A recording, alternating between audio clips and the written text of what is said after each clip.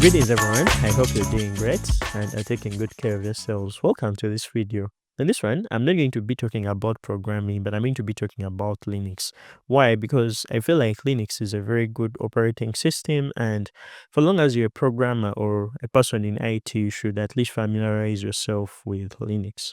I'm going to be giving some of the reasons as to why I use Linux, and I'm going to be also giving you a tour of my entire environment or my entire Linux desktop to show you some of the stuff I use and how I use Linux on a daily.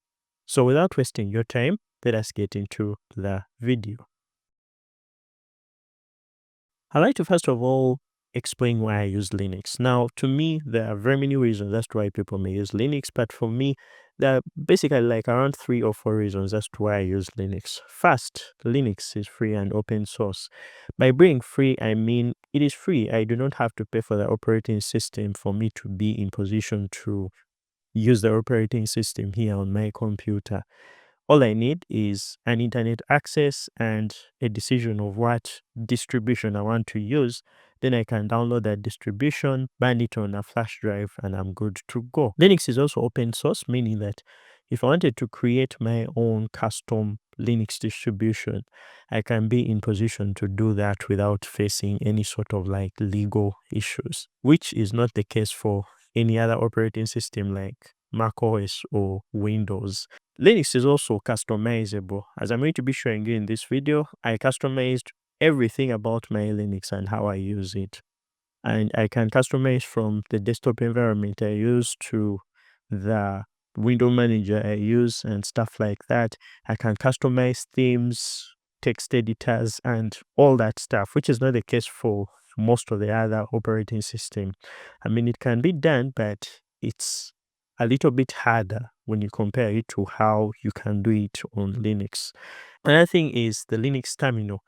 Honestly speaking, I have never felt this close to using a computer than when I do with a Linux terminal. With operating systems such as macOS and Windows, you always have icons to click on this, open this. But on Linux, if you're using, let's say, a tiling window manager, you can basically control everything from your keyboard through the terminal. And it's faster to actually execute something with a terminal than it is to click on an icon or basically navigate through a graphical user interface. Linux is a stable operating system. Honestly speaking, I have never, at any point in my life, been reminded that I have to carry out updates.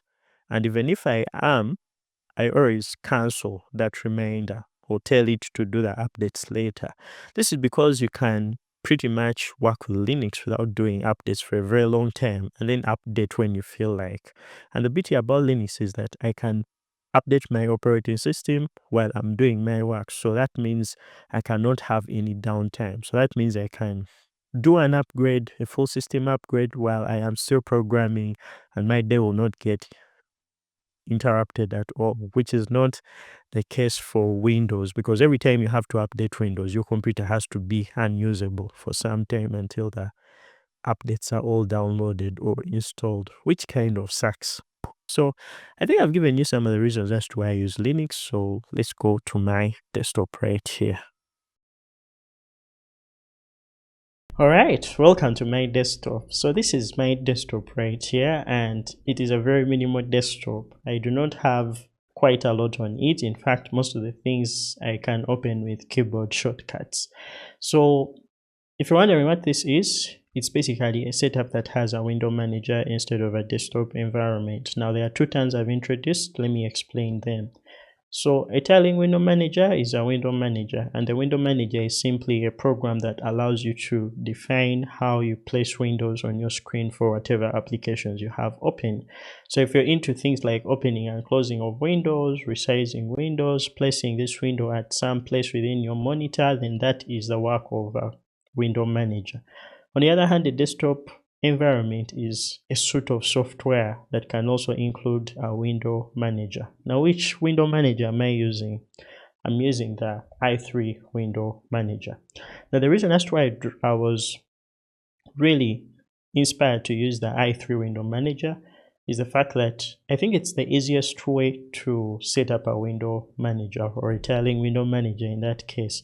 It is very easy to set up keystrokes or set up keyboard shortcuts that you can use to do various things, and I'm going to be showing you how to do that. So to start, let us just open up a terminal. To open up a terminal, I'll just do window enter, or basically window enter or super enter. I think I've opened up a wrong window in the wrong workspace, that's why it didn't show up. So let me close it and then just repeat it with super enter. So that's how I open up my terminals. And when I'm inside here, I'll make it a little bit big so that you guys can see. So this is the information about my system. I am running Zorin OS, which is a Ubuntu based operating system, and I'm also having my laptop as the HP ProBook 440 G4, which is an old laptop given to the standards, but it works, and that's the beauty of Linux. And I can see other information right here, like the bash version I have, the terminal I'm using. So this is the X terminal emulator, but the program is called Terminator. My CPU is the Intel i5 7th gen, and this is the power it has. Then I also have an Intel graphics thing, which is basically Intel HD graphics.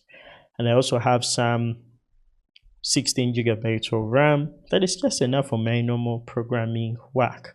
Now, this is basically how my terminal looks like. I can be in position to navigate to wherever I want, maybe go to the documents folder, and I can be in position to basically run whatever I want to run, or navigate to whatever I want to navigate to, or run some basic terminal commands just like most of us do. But here comes the beauty. Almost everything can be opened up within seconds by just using a keyboard shortcut. So this is the keyboard shortcut I use for opening up my file manager. My file manager is called Nautilus. So if I do super N, I then go ahead and open it up just like you see right here. So that's how I open up programs. To quit a program, I use the mod Q or super Q keyboard shortcut, and that will close whatever window I'm currently in. Now, from that, I also have my status bar right here. This status bar is what they call the Bumblebee status bar, which is basically a status bar written in Python, and it contains a lot of customizations. I chose to work with the Dracula theme, and that's what I have right here. And you're going to also notice that my terminal is themed in the Dracula theme, and my VS Code and many other programs, and I'll show you how I do that. But for now, all I do is to just use a keyboard shortcut to open a program, maybe close a program, or open multiple programs. So I can have something like my terminal right here, and I can also open up VS Code. So I have a menu that is called the raw file menu. So what this does is to open up this new finder or this new menu, and I can easily just search for whatever I want. So that will open up VS Code on the right. However, I can also place these windows, and I'm going to be demonstrating how to do that for now. So I can simply close any open window with super Q, and I'll be just out of any window. So I think you guys can now see how fast it is for me to open programs and close programs. Now the next thing I'm going to be talking about is my terminal emulator. This is the Terminator program. So Terminator is a terminal emulator that is present for Linux, and basically it helps you to run a terminal emulator. But the beauty is that you can run multiple terminal sessions or run different programs within the same window. So for example, assuming I wanted to go to a project, I can go to a specific project that has, let's say, Docker. I can do something like, let's say, Docker compose app, and that will run that within that terminal. And then in another terminal, I can use a keyboard shortcut like Ctrl+Shift+E to open up another terminal that can maybe help me to access a certain container. So I can do something like this. and then I can go ahead and run, or basically do something like docker ps to show containers that are running. I have not opened up another terminal, but I'm doing all that inside one terminal. I can also do the same thing down here, so I can go ahead and just run another terminal, maybe open up another terminal inside there, and open up multiple terminals, and so on. So I can run multiple terminals within the same terminal using this program, which makes it very interesting. I can also go ahead and do something like opening up a new tab within the same window. So I can open up multiple terminals here and multiple terminals here and very many other terminals without having to exit the program, which is kind of interesting because most of the times you find yourself on a laptop, but you'll need to run multiple stuff within one terminal. So that's what I use. So I'll exit out of this with Control D and then close most of these terminals right here, and then I'll exit that. So I think you guys can see how fast it took for me to close all those windows. So that's basically my terminal. If you're wondering what my kind of customization is for my terminal, I am using something called On My Bash. So I'll leave the link for it in the description, but it's basically a set of ways to customize how your terminal looks like. And I think I'm using a power line kind of theme. I will try to make it clear when I'm editing this video. But what it does is to give you a variety of themes you can choose from. So this is the theme I chose, and this is how my terminal always look like when I'm navigating to places. So if I went to documents, I can then go ahead and see the folder in which I am. If I went to, let's say, the projects, and then I went to that specific project I'm working on, I can see information about which branch I am on, which is interesting. So let me go back to my home right here. Now, when it comes to text editors, I use VS Code just like many software developers out there. However, I've been also trying to teach myself how to use Vim. So Vim is a very good text editor, and if you master it, then you can really find very many cool ways to edit text and write code and do all those interesting things. So I can open up Vim with just opening up the command Vim, or I can even exit it with Q or :Q, which will basically put me out of Vim. I can also open up a file. So let me open up the config that's necessary or responsible for making this all work. So the beauty about Linux is that everything can be in a file. So the file I edit to make all these configurations or set up the keyboard shortcuts to run everything is found inside my home folder under the .config folder, and then there's a subfolder called the i3 folder, and then the config.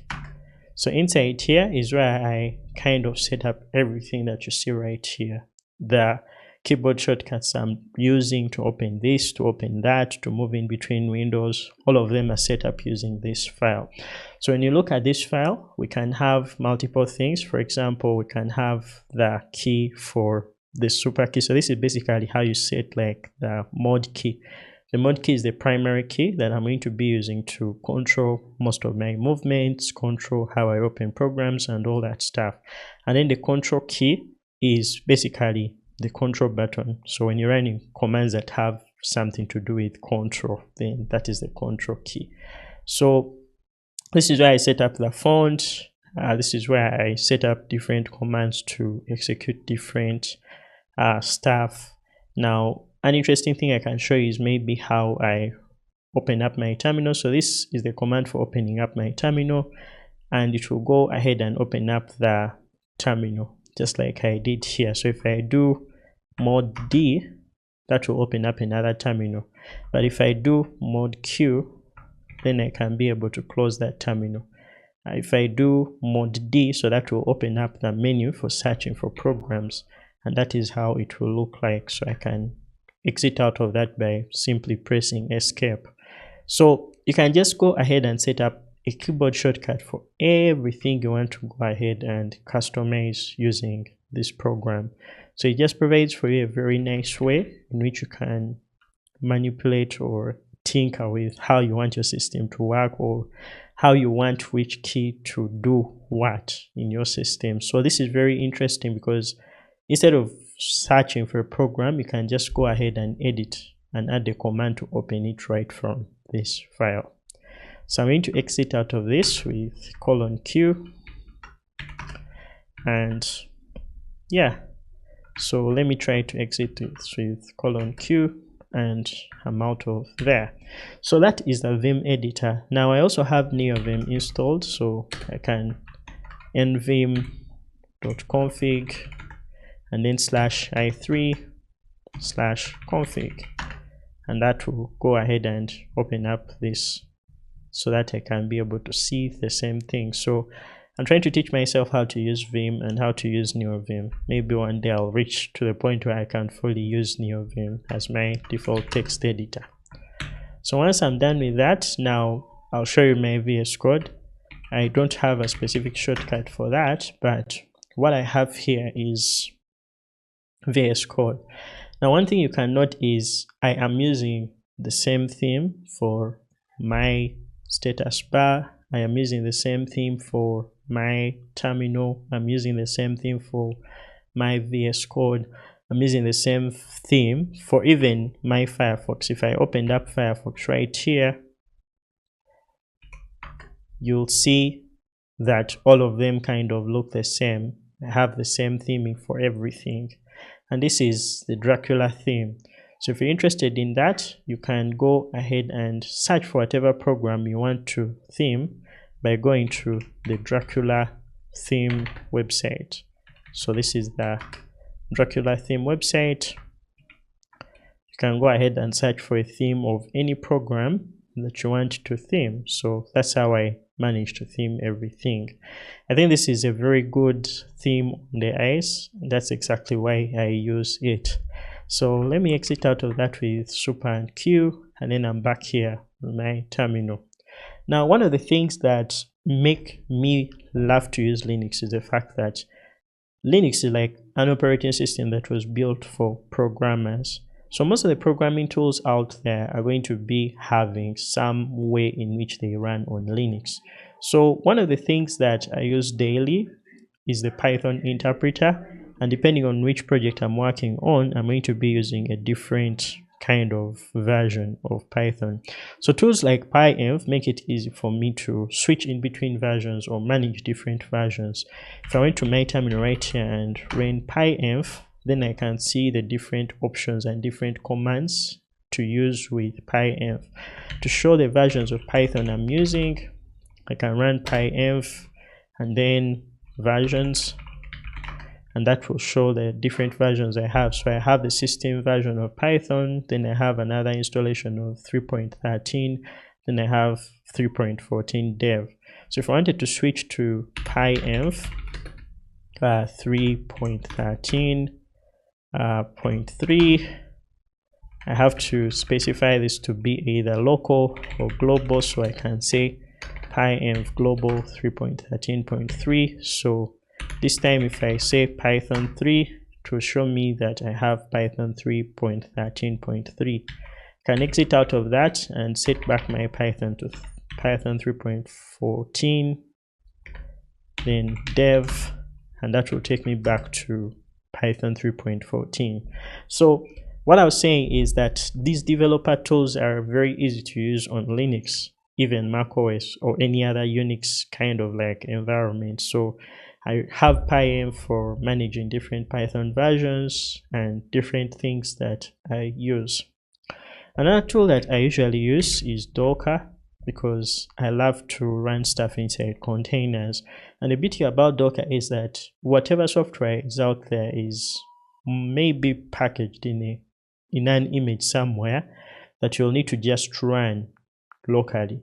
So if I want things like Postgres, I can just go ahead and run them inside Docker or Redis or any other software that you may want to use.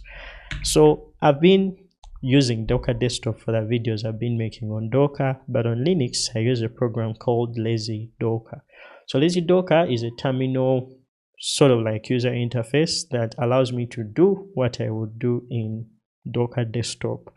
The way I use that is by running lazy docker, and when I run that, I have this two-way app right here, so I can be in position to see the different things I need. So for example, I can see the services that are running, I can see how they are running, the different logs they are generating and all that stuff. I can have a look at all the images I have on my system.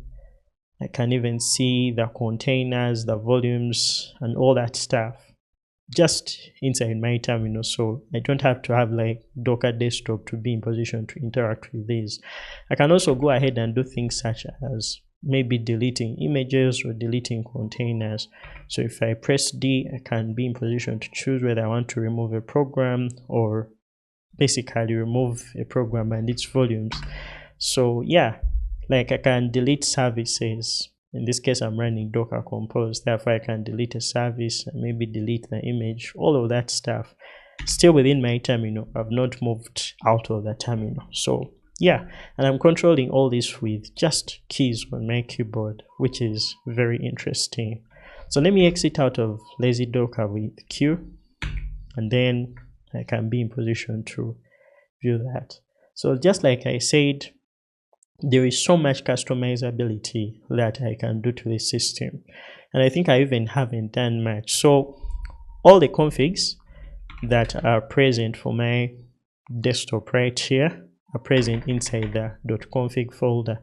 So let me first of all explain what I'm using right here. So the window manager is i3, but I have the Bumblebee status bar right here. So this is what is allowing me to see the current progress of my RAM. So I can be able to see that my RAM is 16 GB, but I'm using 2 GB out of it. Then I can see my space on my SSD. I can see the current time, and I can be able to see the battery percentage, the volume, and all of those things. I can also be able to pop out the OBS Studio that I am using to record. So that's just how it looks. And then I also have this program called Rawfile that is responsible for helping me search for stuff, or search for, let's say, programs if I want to run them. So if I wanted to run Obsidian, I'd go ahead and call it and to go ahead and open up so that I can edit my markdown.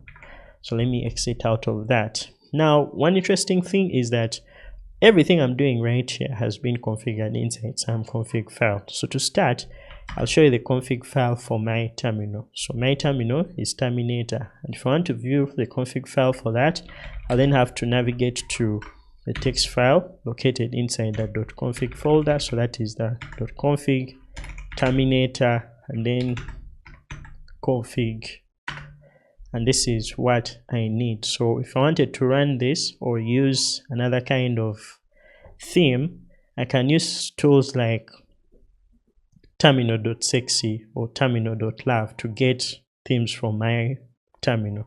So the way I'm going to do that is to go to my Firefox right here. So let me first close that, search for Firefox, and then inside Firefox I can go to the website called terminal.sexy. So in here I can be in position to choose the kind of theme I want. They have a randomizer, so I can generate a random sort of like theme based on what I want. And then after doing that, I can export it right here, and I can choose which terminal I want to use. So since I'm using Terminator, I can export this, and then I'll have something very similar to what I have inside my config right here. So that gives me the ability to customize things and change the way they look and feel depending on my eyes or depending on what aesthetics I have as a human being. Yeah, so that's on customizability. So this is my Terminator config or the Terminator theme. So I'll close that. If I want to change the window manager, I showed you that I can go to my i3 config. If I want to change Rawfile, then I'll have to edit the .config Rawfile and then Rawfile or config.rasi, whatever that is, and this is the exact sort of like look and feel I will have to have. So I'll have to edit all these to have like a look and feel I have.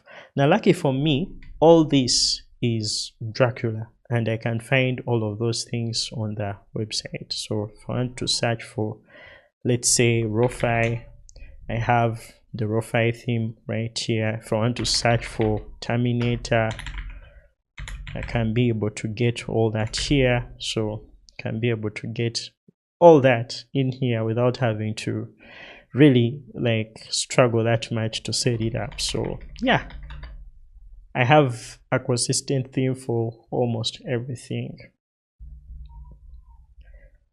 So that's basically it. I have a lot of development tools on here. I run things like Ruby,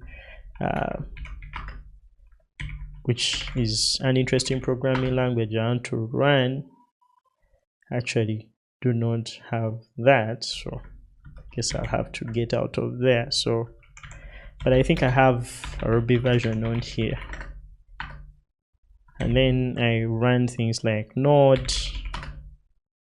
Then I have I think like things like GCC for C and stuff like that. But all these things are very easy to install on Linux because it's like an operating system made for programmers. Another thing that I want to talk about is how I basically install stuff. So most of the stuff I use on my computer is going to be available in a repository somewhere. So what I use on this specific distribution of Linux is the apt window manager, actually package manager. So this package manager allows me to first of all search for packages, install packages, and all of those things. However, it's not the only package manager that ships with this system. If I went ahead and ran maybe sudo apt search, and let's say I searched for Python 3. Let's say 13, I can then have like access to all the packages and then know which specific package I want to install. So let's see if I can install Python 3.14. So that will do a search, and then I'll have a basic like result of everything that has to do with Python 3.14. So this makes it easier for me to search for packages and be in position to install those packages. So if I wanted to install, let's say Python 3. Let's say a package named idle for Python 3.14, all I have to do is to copy the name of that and then come right in here, and then I'll just do sudo apt install idle for Python 3.14, and that will go ahead and install it just like that. So this is one of the reasons that's why I use Linux. Like, it's very easy to install stuff. All the stuff is most software you'll need is almost already somewhere. So all you have to do is to just run a command and you'll have to install it.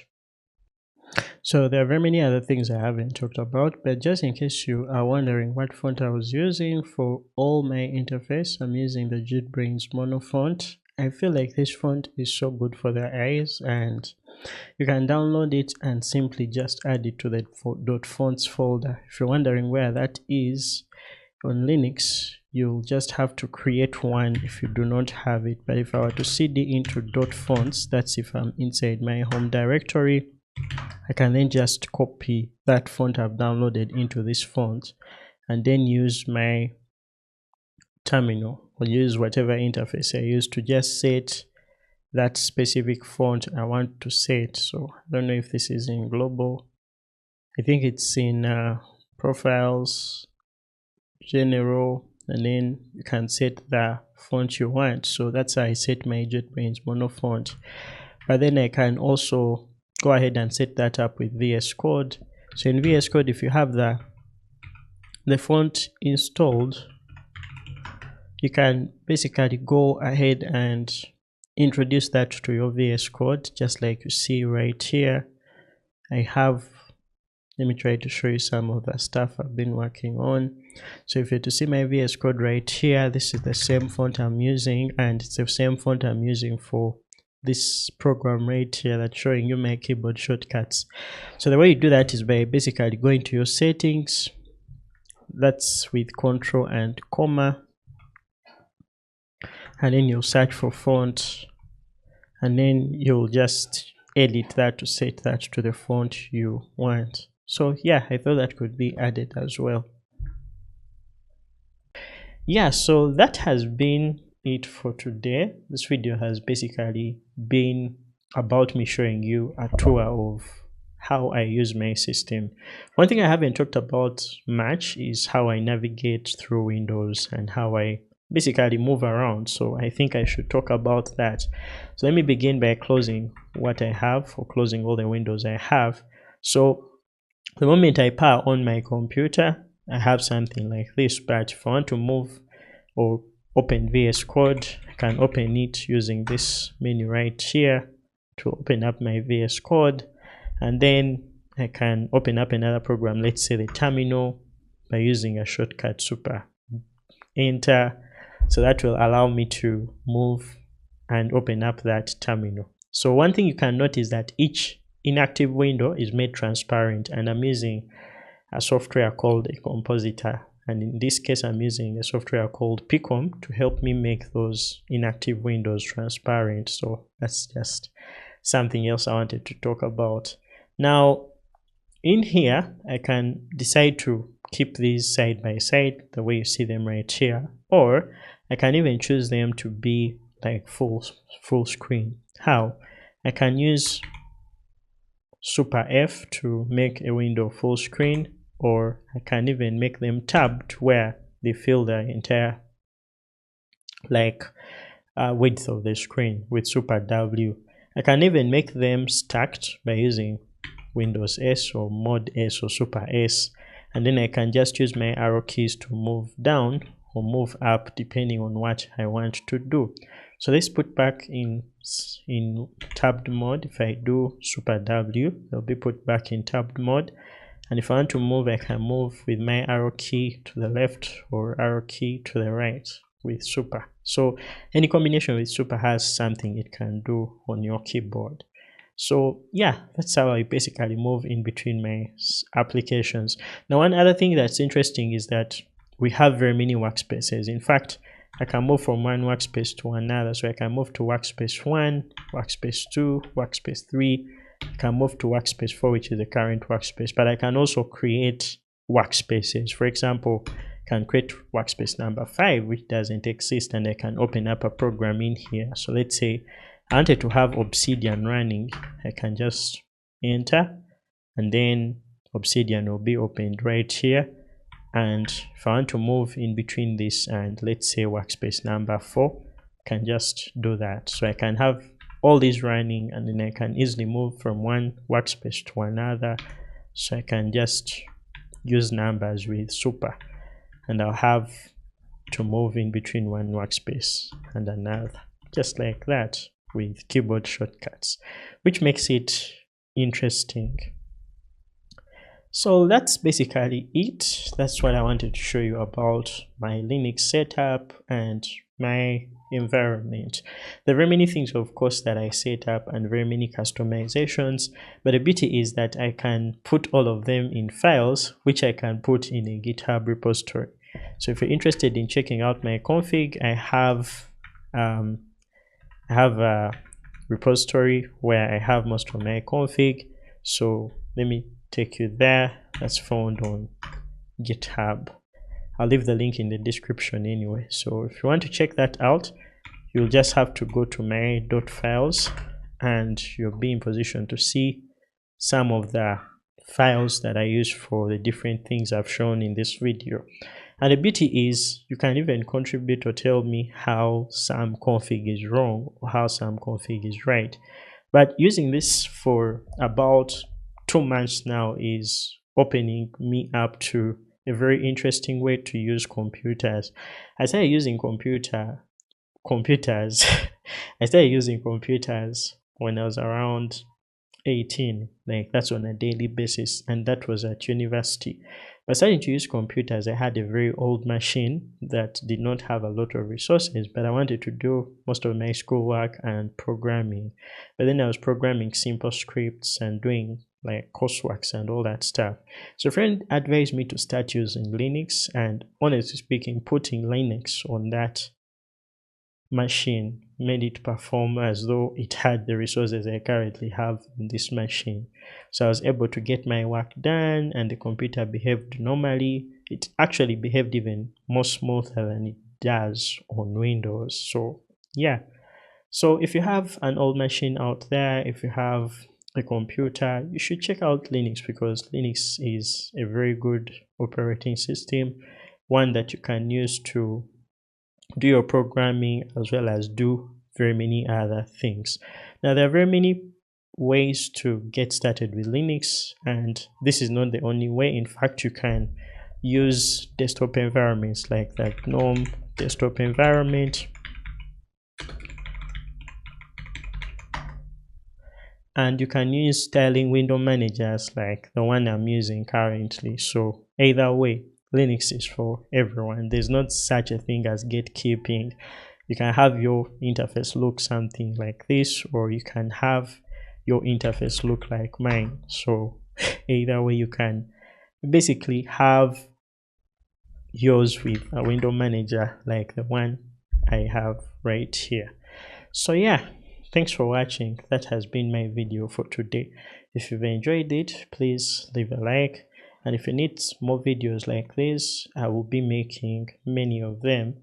However, I do not want to stop making the programming videos, because those are actually the videos that most of you guys subscribe for.